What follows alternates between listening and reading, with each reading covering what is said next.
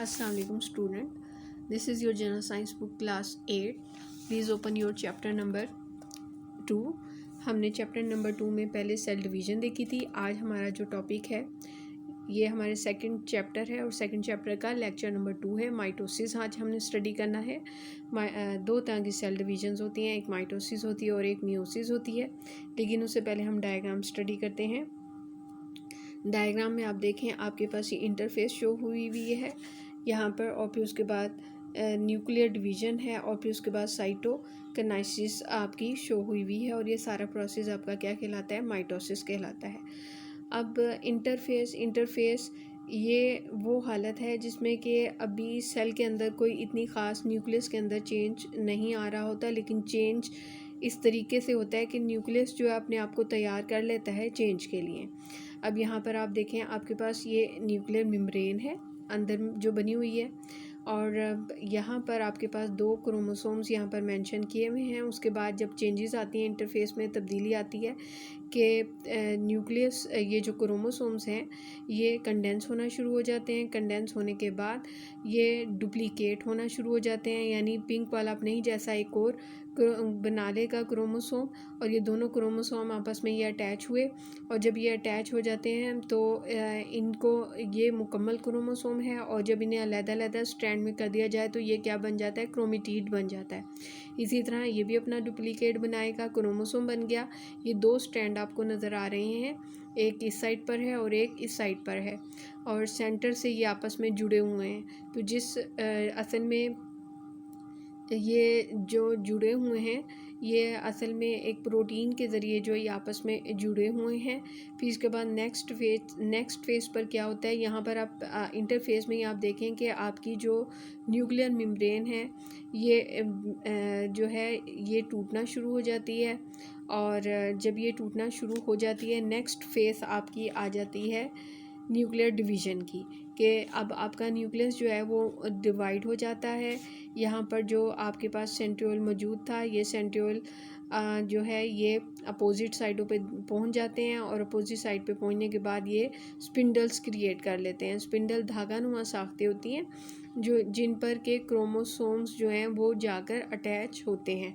अब क्रोमोसोम जब ये एक ही लाइन में आ जाते हैं तो ये एक इक्वेटर की एक शक्ल जो है ना यहाँ पर जो है शेप बन जाती है, और इस दौरान जो है सेल में जो तब्दीली आना शुरू होती है कि यहाँ पर एक ग्रूव सा बनता है, एक गड़ा सा ये बन रहा है अंदर की साइड पर, और यह आहिस्ता आहिस्ता जो है वो गहरा होता चला जाएगा और यहाँ तक कि सेल 2 हिस्सों में डिवाइड होता चला जाएगा.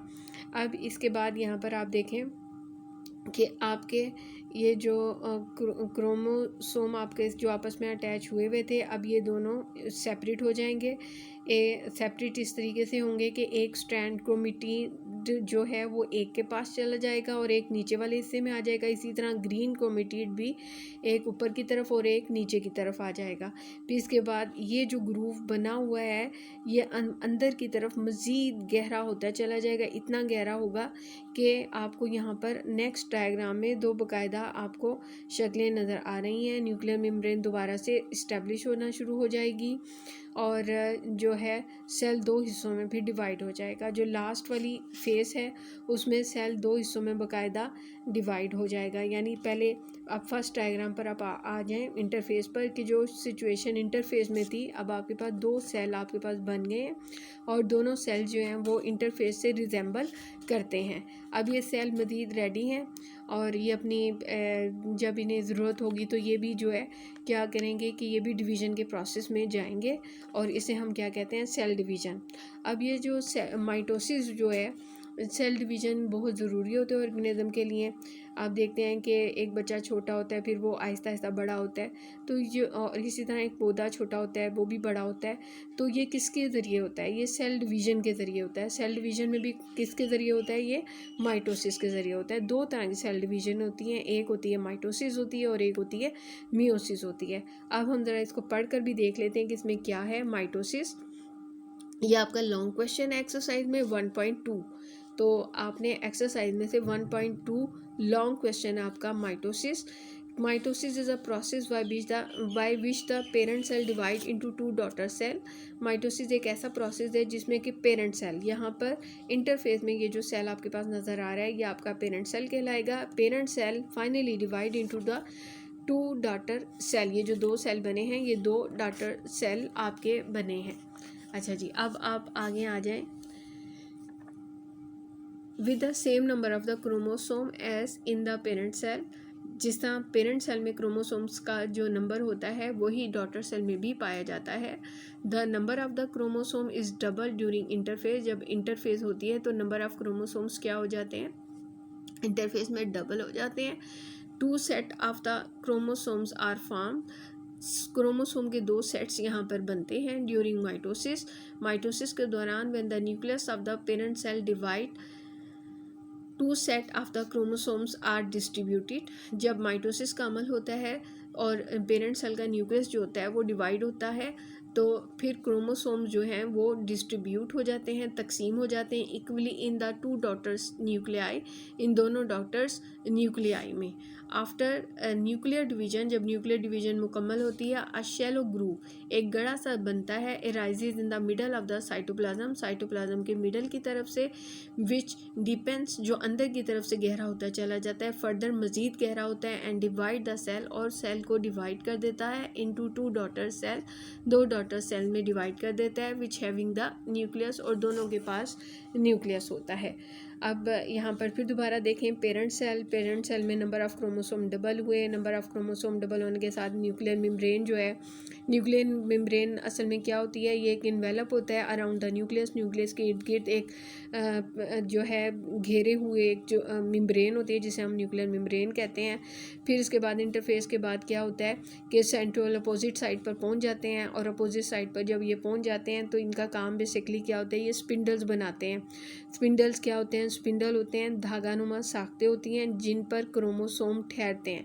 अब ये क्रोमोसोम डबल फॉर्म में यहाँ पर अटैच हो गए हुए हैं, और क्रोमोसोम जिस मटेरियल से अटैच होते हैं इसको हम क्रोमेटीन मटेरियल कहते हैं. ये असल में एक तरह की प्रोटीन होती है जिसके ज़रिए आपस में जुड़े हुए होते हैं. मज़ीद जब आगे डिवीज़न होती है तो ये दोनों अलहदा हो जाते हैं. क्रोमोसोम जो हैं, क्रोमोसोम जो जुड़े हुए होते हैं वो अलहदा हो जाते हैं, और हर इस हिस्से को हम क्रोमेटिड कहते हैं. अब इसके बाद ये जो है अंदर की तरफ से ग्रूव बनता है.